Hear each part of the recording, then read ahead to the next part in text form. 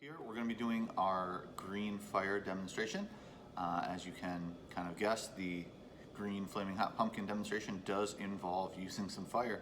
So in that case, we want to use our proper safety precautions. So that's going to be no tie. So I'm going to have to take this guy off, and I'm going to want to roll up my sleeves, which you'll see as we get going. First things we're going to want to do are do some measurements and get all of our materials ready. Now, the first thing, material I'm gonna get ready here is our roach proof, our roach killer. The active ingredient that I need is the boric acid. I'm gonna go ahead and zero out my scale, and I'm looking for just 1 to 2 grams here, which is not too much.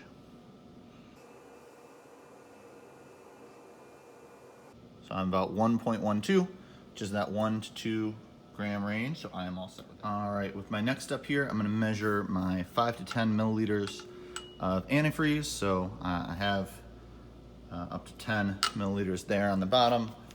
Since I don't have to be super precise here, I am just eyeballing a little bit, but that looks like it is gonna be more than half of the way to 10, so I'm good.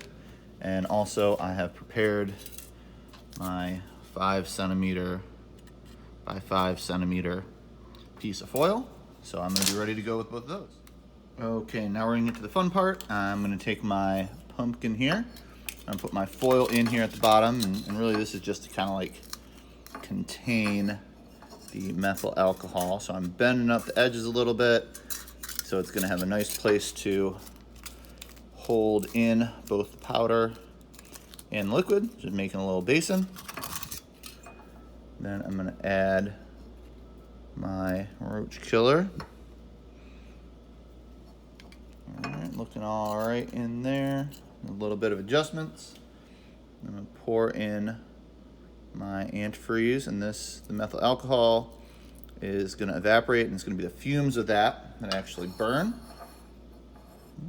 Mostly pretty good.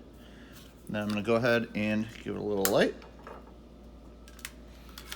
And we should have our green flame going.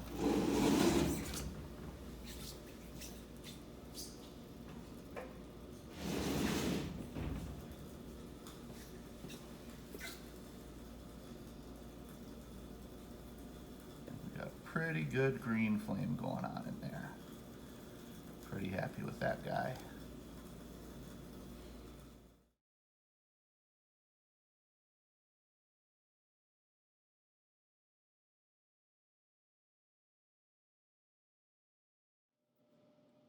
Now, when we're trying to figure out why the fire is green, we've got to think about where colors come from.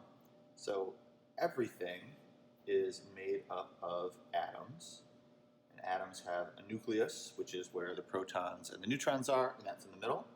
And then around the nucleus, there are electrons, and depending on which element we have, there are different numbers of things in the nucleus and things, electrons that are around the outside. And for something to emit light, whether it be fire or any kind of light, the easiest way is to put energy in.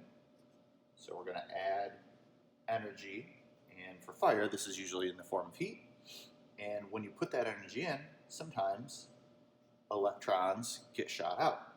And when the electrons get shot out, they also emit light, because the energy is enough to pull the electrons away, and depending on how much energy it takes to hold on the electrons, when they leave, they emit light, and that amount of energy determines the color of the light, because different colors of light have different amounts of energy.